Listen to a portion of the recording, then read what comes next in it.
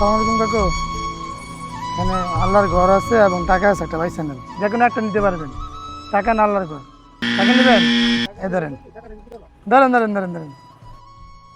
আসসালামু আলাইকুম। আপনি এখান থেকে একটা বাইসা নেন, আল্লাহর ঘর নেবেন না টাকা নেবেন? আমি আল্লাহর ঘর নেই। টাকা নেবেন না?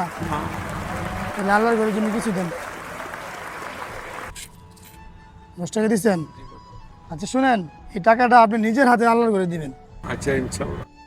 আমি এর 5 গুণ কইরা এই যে 50 টাকা দিলাম, এটা আপনি আল্লাহর ঘরে দিবেন।